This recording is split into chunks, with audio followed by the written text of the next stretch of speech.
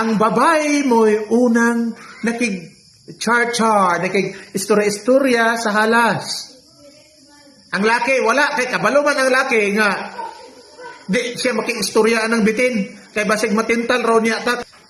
Siguro, how many times na nga nagtintal ang bitin niya, pero di yun siya, o nakabalo yun ang bitin nga, di na ako tintalo ning lakihan ni. Kaya nga naman, liwat ni siya sa Ginoo. Iyang dagway Ginoo. Dan iyang pamatasan po, Ginoo. Dili na ko ni siya tintalon. Kiring babae.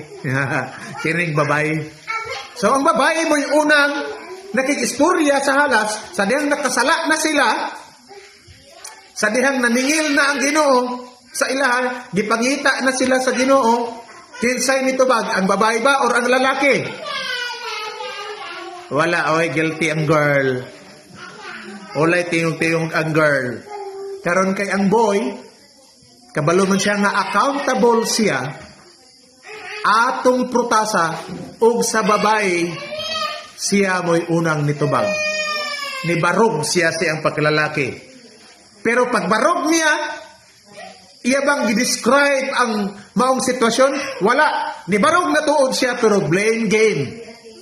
Pointing finger. Iniingon siya, kanang babae, Lord. Kanang babae, maunay hinungdan. Iya manggukong gitagaan sa prutas. Munang nakakaunpod ko. Wala siya niingon nga kanang halas, Lord. Kanang halas mo na hinungdan. Kaya nga naman, nakabalo ang lalaki nga dili siya matintal sa halas.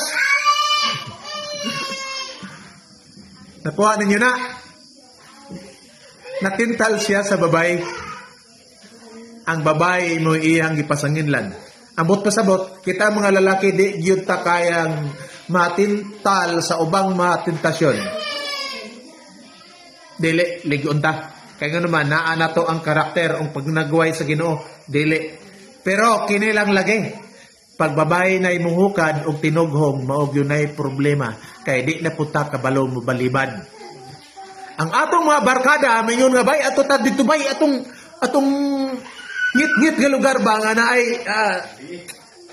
patay sindi nga suga. Ade na ay music nga, tub, tub, tub, tub. Ana, danatay ilim nun.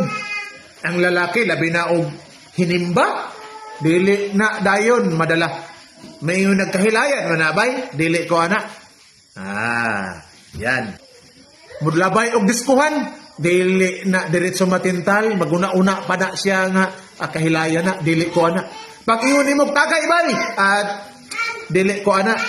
Pero when it comes to babae, kung siya na ang unhan sa babae, ang lalaki dili pod mubalibad.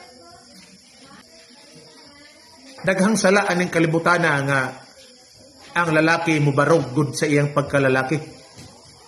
Pero pag abot sa babae, diha huyang ang lalaki.